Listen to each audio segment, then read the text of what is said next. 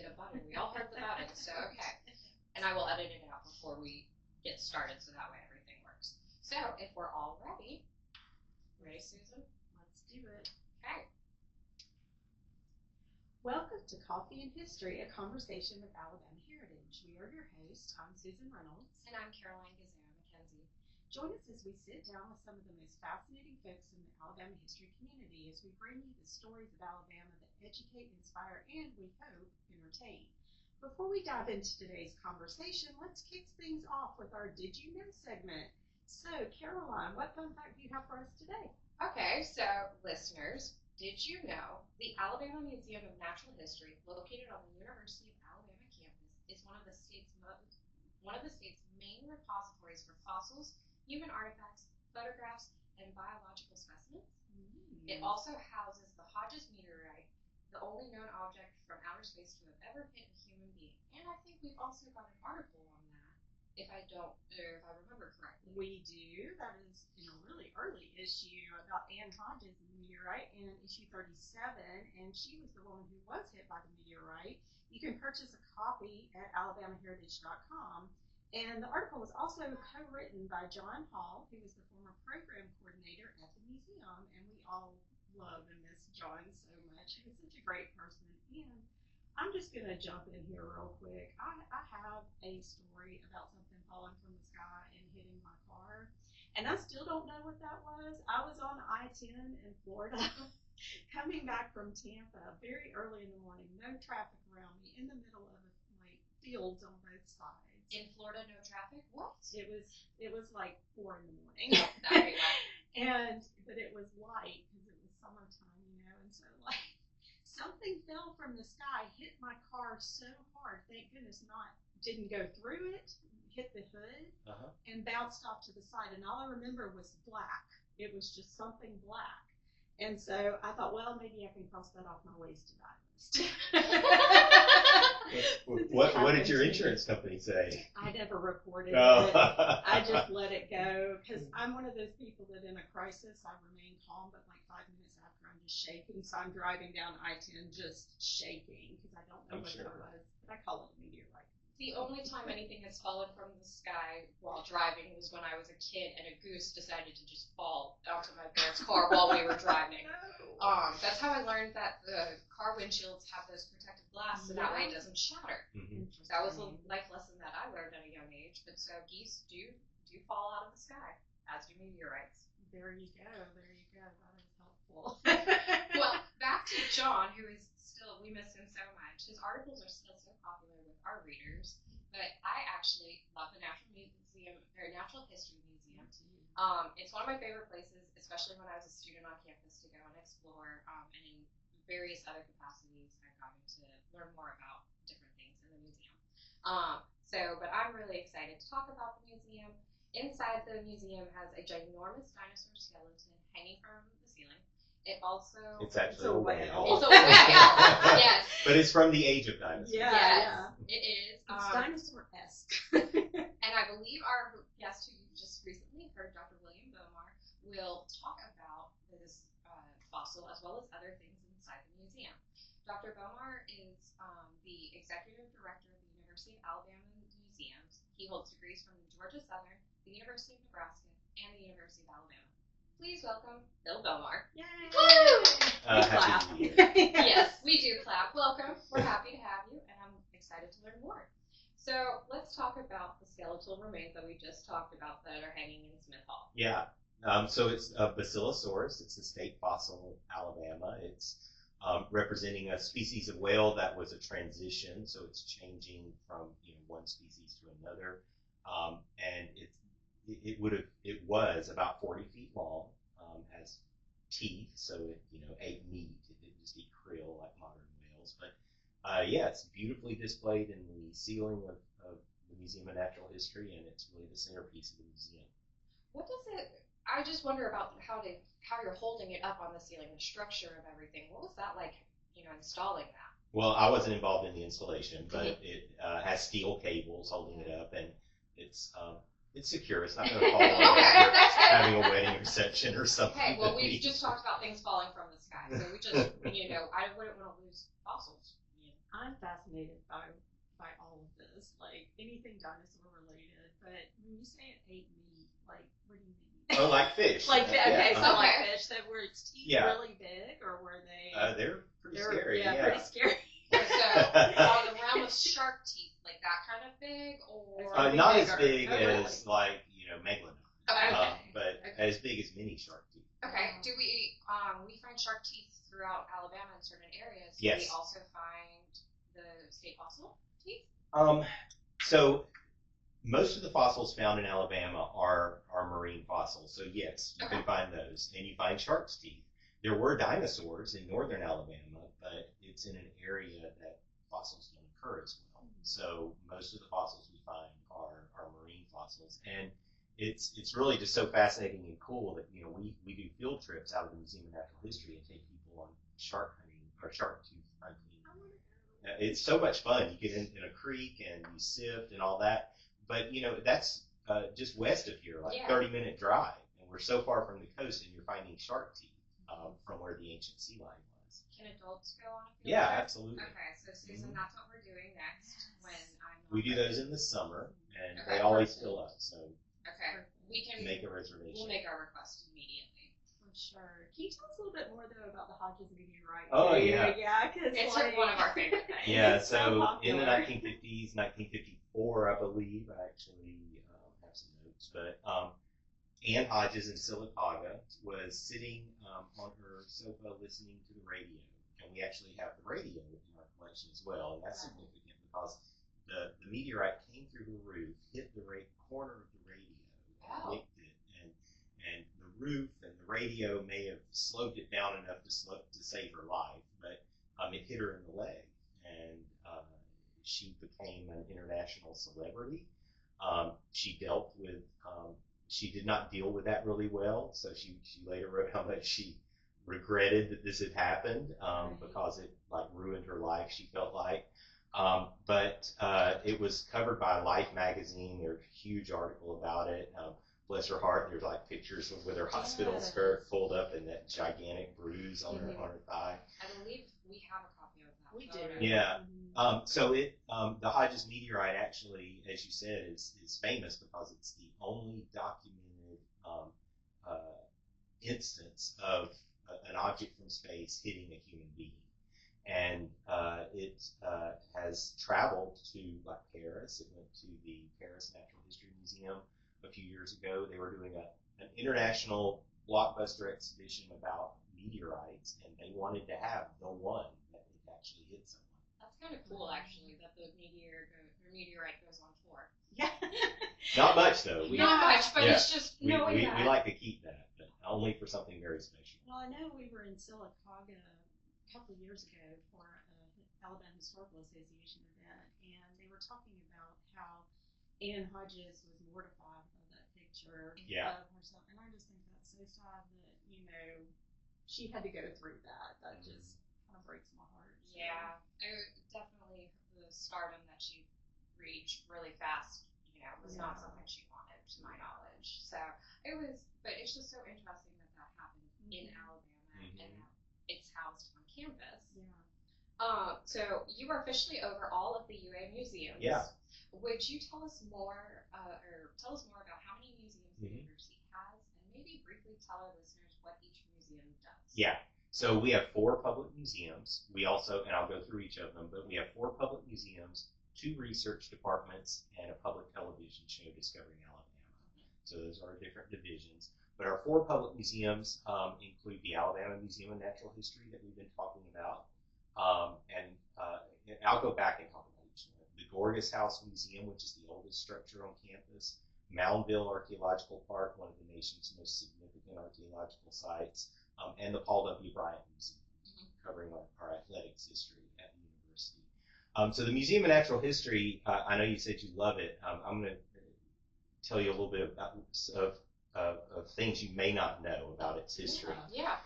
So Yale University claims to have the oldest university museum in the country, the Trumbull Art Gallery. And it's widely recognized as the oldest museum on a university campus in the United States. Well, it was founded in 1832 Well, 1831, the University of Alabama was founded. The records of the university, the official records, there were only a small number of employees, maybe less than 20. One of them was the university curator, and those records have his job description. And he was charged with traveling the state, collecting specimens of natural science to be collected for research and public exhibition, and that those exhibits were to be in the Central Academic Building, the Rotunda Building, which sat in the center of the quad where the Gorgas Library is now. So you have an institution that had a curator, had a collection, and it had exhibits. And that sounds like a museum to me. It wasn't yet called the Alabama Museum of Natural History, but that was 1831. That's incredible. So, I think we could make the argument that we have the oldest university museum in the United States. And let's just make the executive decision. I support it. What was his name? Do you know? No, I can't remember. Yeah. That's fine. No, I want to learn more about him and see if we can write something up or on social media or something. That would be fascinating. Yeah. So you want me to go through each of our museums and tell you some little things you may not know about them? Sure. Yeah. Okay, so the Gorgas House Museum, the oldest structure on campus, most known for the period when it was the home of the former university president, Josiah Gorgas, and his wife, Amelia Gorgas. But it had been around for way longer than that. I mean, that was in the 1870s, or it was after the Civil War. But the house was built before 1831. So it was originally built to be the campus dining hall. So I think it's just fantastic that you can think about those, I think there were 51 students who arrived at the university, the first class, in 1831. That would have been the place probably where they were first all together, where they all gathered for their meals. And so we at the Gorgas House Museum tell a lot of history, the history of the university, and it's an honest history. We talk about the role of the enslaved people there, who would have been preparing those meals, who built the structures. In fact, one of our most fascinating objects is from an archaeological excavation right behind the Gorgas House where the kitchen was a blue glass bead that would typically have been worn by African enslaved people. And we have it on exhibit in the museum. And it's in one of many exhibits that have been produced by students. And so the Gorgas House has really become a laboratory for student work. And we also administer a museum studies program, so we are preparing future museum professionals. And many of our museum studies students have developed these exhibits, but also students from other departments around campus. We welcome any student interns at the museum. And typically about 6 exhibits a year are produced by students at the Gorgas House. Awesome. So I also know at the Gorgas House, if I recall correctly, there is a framed piece of artwork with the family hair. Is that correct? Yeah, that was common. These hair wreaths were common in the Victorian. Yeah, I remember seeing it. It was a little creepy, of course, to me, looking in the modern age. But it's really interesting to see how they put that together. So the Moundville Archaeological Park that's where I was the director for many years, so it's very close to my heart. I was the director at Moundville for 17 years before becoming the executive director of all the museums. So 800 years ago, Moundville was America's largest city north of Mexico, rivaling the size of European cities like London and Paris. And there would have been about 3,000 people living at Moundville, but it was the capital of a chiefdom that stretched from Tuscaloosa down to where the Black Warrior meets the Tombigbee at Demopolis. That chiefdom would have had 10 to 12,000 people in it. And there would have been multiple times a year, we believe, when all 10 to 12,000 people would have been gathered at Moundville for annual religious observances, maybe during times for defense when that was necessary.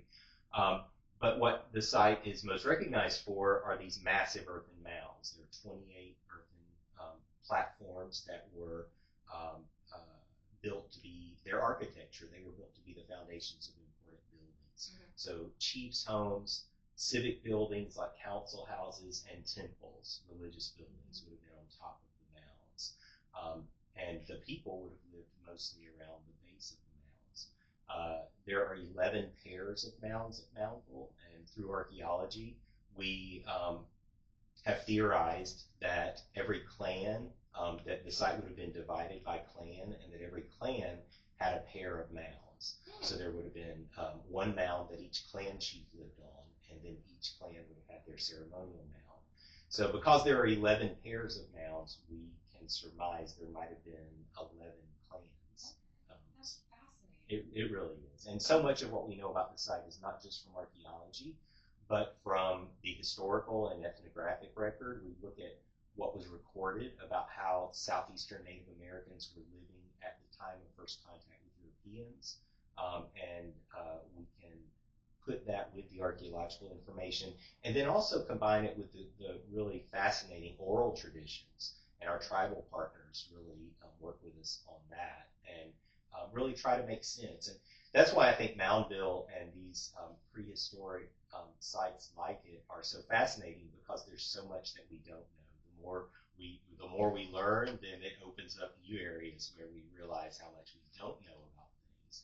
And so the mystery of it, trying to figure it out, it's not all. And I've worked in museums like historic house museums where every detail is recreated. Sometimes you even have like the original furnishings. Sometimes you recreate what daily life was like, with having artificial food and things like that.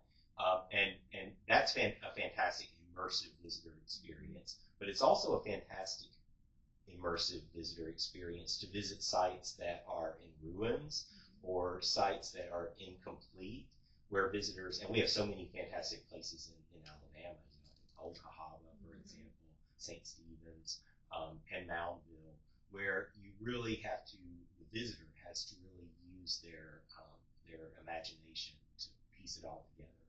Definitely. Yeah. Moundville is always a cool area too. We went there a few years back on one of our field trips. Rosa Hall was our tour guide. Great. It was really fun, actually. It was. I used to go to Moundville twice a year, every year, just to enjoy it, in the fall and the spring. Well, we have our big festival at Moundville. Yeah, the archaeological festival.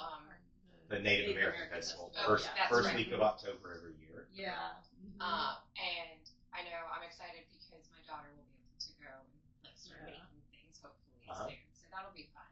But you said you had a fourth museum. Yeah, the Paul W. Bryant Museum. Roll Tide. For all of our athletic fans. Yeah. So one misconception about the Bryant Museum is, well, there are several. One is that it's all about Coach Bryant, and that's just one part of it. The other misconception is that it's only about football. It is, I'll admit, it's mostly about football, but other sports are covered as well. And we do changing exhibits. In the past couple of years, we did a fantastic exhibit about the history of softball at the university.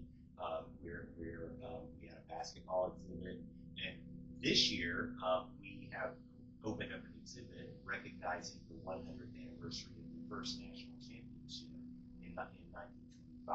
Remember the Rose Bowl when we went there. And so it's 100 years of national championships at the university. That's awesome. We might have to go explore some more. Yeah, definitely. We need to get out of the studio. We do. I enjoy going to the campus museums.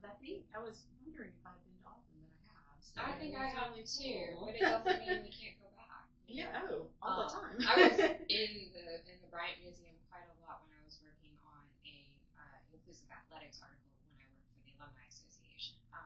And it was the amount of records and archives in the museum is just, it's astounding how detailed, and I was given so many different books to research and stuff. I love the Bryant Museum. The collection is fantastic. And when the Bryant Museum came under the University of Alabama Museums, we had a little bit of a reorganization, and so the collections are now administered by our Department of Museum Research and Collections. And we have a curator of history, Brandon Thompson, and we also have a curator of paleontology, Audio Clockmaker. But Brandon Thompson and the collections manager, Brad Green, and David Mize, the audiovisual person there, they take the collection very seriously. The Bryant Museum is, sometimes people might not think that it's a serious academic endeavor. It really is. Oh, for sure. And one of the things in our collection that is quite extraordinary is the film collection. We have the largest collection of athletics film in the Southeastern Conference and one of the largest in the nation. And it was vulnerable, and so it needed to be digitized. We have 8mm film, VHS from the 80s and 70s,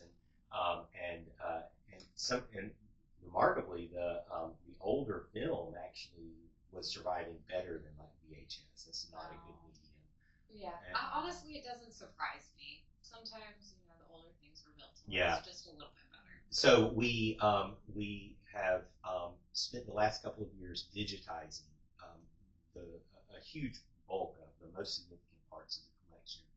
It was a big project, $500,000 project, and tedious, and using an outside firm to do that. But now we can say that most of that collection is preserved, for perpetuity. That's awesome. And there are multiple backups. And it's a great collection. Yeah. Well, which of the 4 museums do you think is least appreciated, I guess, or least visited, that people should really consider checking out? The Bryant Museum is probably it is the most visited. Moundville's a close second. Yeah. Last year we had 65,000 visitors over all of our museums combined, so we have a pretty big impact. And then we also have a nice online presence with our YouTube channel and lots of videos we put out. So like and subscribe all of our social media platforms. And all of the platforms will be in the bio for this podcast and on YouTube.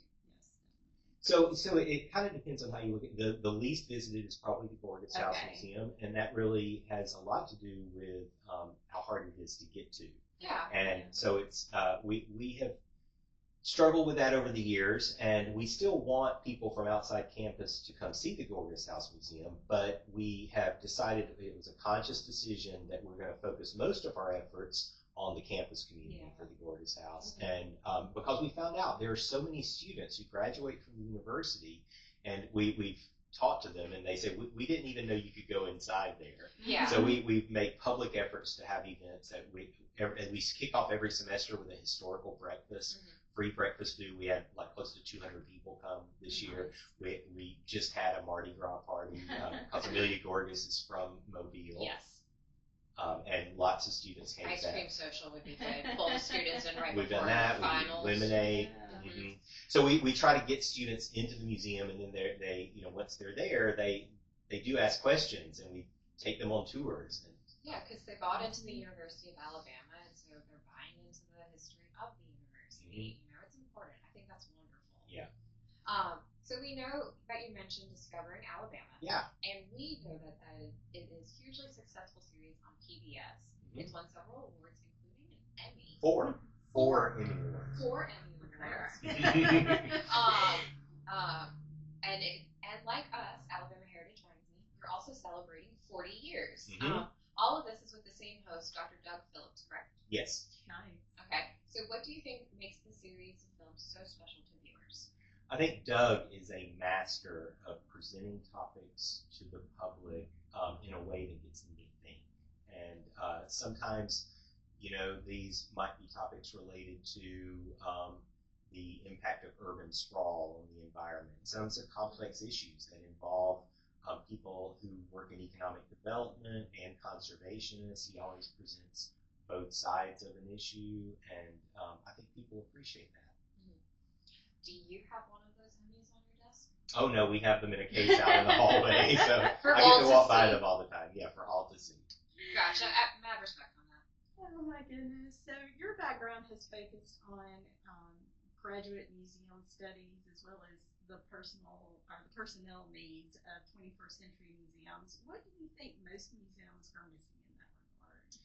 So our research has shown that museums that hire graduates of museum studies programs, what they're really looking for are future leaders of museums. So they're looking for people who not only know the basics of museum work, things related to collections care, the proper temperature and humidity, educational theory in museums, and how people learn in informal learning environments. They're looking for all that.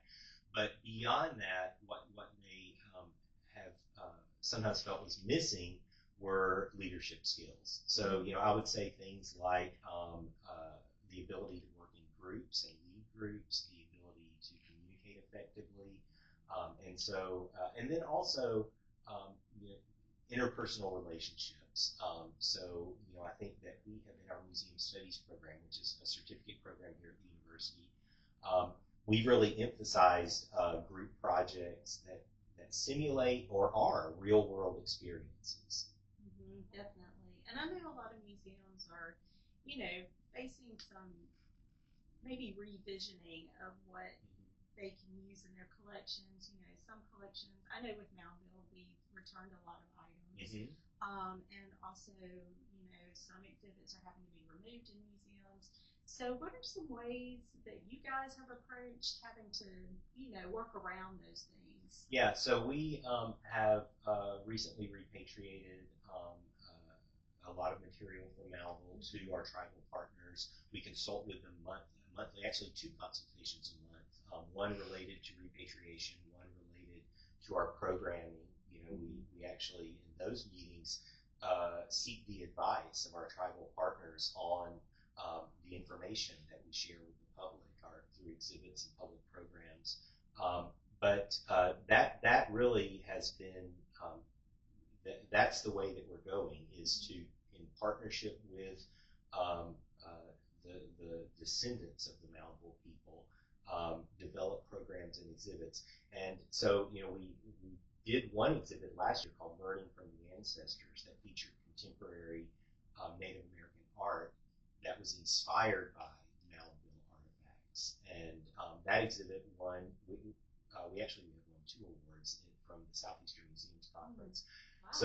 So it won the Gold Award for Best Small Exhibit in the Southeastern United States, which is a huge area, all the way from Virginia to Texas, and it was the best small exhibit. And then we actually won the Bronze Award for an exhibit at the Museum of Natural History, for an exhibit, a history-related exhibit about Jefferson Davis Jackson, an African-American man who worked for the museum for 65 years.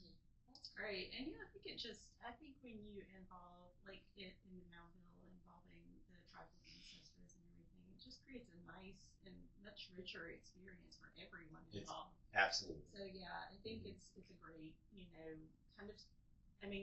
we got used to doing things a certain way, and had different things, but I think this is just a more enriching experience. So I love that. Now, I have been told that you have worked with Rebecca Todd-Minder, our missing co-host, Yes. on the Tuscaloosa bicentennial time capsule. Can you tell me a little bit more about that? Tell our listeners as well. Yeah, it was a lot of fun. So 2019 was Tuscaloosa's bicentennial, and it coincided with the Alabama State bicentennial. Some of us think that our Tuscaloosa celebration was even better than the state's. We had a great local committee, and Rebecca and I were both involved with that. But in particular, I chaired the time capsule committee, and so we formed a committee that was tasked with putting together a collection of objects that would reflect, for people 50 years from now, when it's open, 50 years from 2019, that would reflect what life was like in Tuscaloosa in the year 2019. And so we developed different themes. We approached it very much like developing a museum exhibit. We wanted to tell a story with these objects. And it was a pretty big collection. The time capsule ended up being, what we needed was 5 to 6 feet long. It's kind of like a small casket. It's pretty big. And we took it very seriously, developing that story. And so we have some things that, reflect current events in the city during that time, that reflect technology at the time, our local food scene. There is actually a bottle of Dreamland barbecue sauce in the time capsule. That sounds about right. I wonder how it'll be in 50 years. But. I definitely don't want to be on it, but we'll appreciate the bottle. But I also want to add, in the matter of taking it seriously, we purchased the time capsule from a company in Pennsylvania that developed scientific time capsules where they remove the oxygen from it and it's hermetically sealed and replaced with argon gas for the preservation of the objects. And that required either paying for that company to come here or taking the material to them. We opted, it was cheaper to do the latter. Yeah. So I actually traveled to Pennsylvania. I arranged all the objects in the time capsule, and then it was sealed and then it was shipped out. That's really cool. And it's at Manderson Landing. Okay, cool. Yeah, I know we did an article about the time capsule in the cornerstone of Smith Hall years ago. Yeah. And that was interesting, when they opened that and everything. So yeah, I thought that was cool. Every time I think of time capsules, I always think of that Parks and Rec episode Yes. where the community comes in and they have their opinions. Yeah. Did you talk to the community about Well, we had a committee representing all, I'm sure you didn't have areas to of do the city. the 12 different time capsule ideas like how they did, but you reined it in. But just wanting to hear if the community have kind of talked about what they wanted. It was a good, diverse representative committee, and the people on the committee, talked to their friends, and Yeah. so it was a representative Yeah. situation. And that will be open in 2069? Yes. Correct? That would be 50 years since 2019? Am I doing my math right? We're not That's math right, people, y'all, 2069. I'll be on Yeah, the so- 100, so I'm not sure if I'm going to make it. Yeah, I don't expect to be there, but I have. I might be. You'll be I've, there. I've told I have 3 grown sons and 2 grandchildren. I've told all Yeah. the family, you've got to be there. I know. They'll be senior citizens, but well, not the grandchildren, but They can and- enjoy. and there actually is a note to my. Aw. The committee said I could do that because I put so much work into the time Yeah. capsule. So there's a So note nice. right on the top of everything. It's to my That's boys. amazing. I like that. Yeah, I have a letter in a time capsule somewhere that I wrote in 6th grade. All of us we wrote these letters. And Uh-huh. I put in some kind of time capsule. It was a project, if I'm remembering right, came from the governor. I don't know, but I shudder to think what I said at 12. Who knows? But anyway. Yeah, no, my mom just occasionally finds things I wrote Yeah. back when I was a kid and mails them to me, and I Uh-huh. just kind of cringe. Yes. I'm like, young Caroline. she was naive. And hopeful for a lot Well, of yeah, different things. like museum people, parents often collect and curate. Oh, yes. Oh, yes. And I am my family's archivist. So, Same. we're all in this. Definitely. Well, Bill, it's been great talking to you. We've reached the point in our interview where we'd like to give you a few more questions in a segment called Before You Go, and these are just fun, rapid-fire questions. Oh boy, rapid fire. They're meant to be fun. They're meant to be Okay. fun. So your first question is, who did you see in your first concert? Who did I see in my first? I'm not a big concert. Okay. Okay. REM. Oh, wow. Before they nice. were famous. Yeah, just okay. so yeah. Okay, cool. I went to Georgia Southern University as an undergraduate. They came there. They were starting to take off, but they Yeah. played in the gym. Hey, it works. What is the biggest risk you've ever taken besides being on this podcast with us? Biggest risk I've ever taken. Oh wow, that's a tough one. You say these are rapid I know. fire. That's not a good rapid fire question. Hey, but it's still maybe it was working with Rebecca on the time capsule. That was a big risk. Love you, Rebecca. Yeah, I would say their personal life risk, professional life risk. It's hard to say. Having kids is a big responsibility, and anyone who endeavors upon that should consider it a risk, a positive. It's worth it. Yes. So that's personal life. Professionally, taking the job that I have now was a huge step, and I was so comfortable at Moundville and had done fantastic things there with a great team, and could have rested on those laurels, but decided on a new challenge, and that was a big risk. That works out for me. Exactly. So, all right. This is a hypothetical question. If we could do the Jurassic Park thing and bring back a dinosaur, Yeah. which dinosaur would you like to bring back? Oh, definitely not a velociraptor No. or a T-Rex. It's got to be a No. plant eater, like Yes. a plesiosaur or something. There we go. I'm good with that. That's Yeah. awesome. Isn't a brachiosaurus also Yeah. a vegetarian? Mhm. So I could have tall neck. What's the best midnight snack in your opinion? Best midnight snack, some, oh gosh, I don't know, cookies. Yeah. No, that's fine. I support it. Cookies are good. Do you like the beach or the mountains? I love both, but the beach would be my favorite. Okay. Yeah, absolutely. What's one thing you wished you had learned sooner in life? Something I wish I learned sooner in life. I think that the importance of developing real personal relationships with people that are meaningful and not just acquaintances. Yeah, I agree with that fully. We are in a loneliness epidemic, so making those connecting with people and making this connections is just really important for our social standings too. And just for our mental health. That too.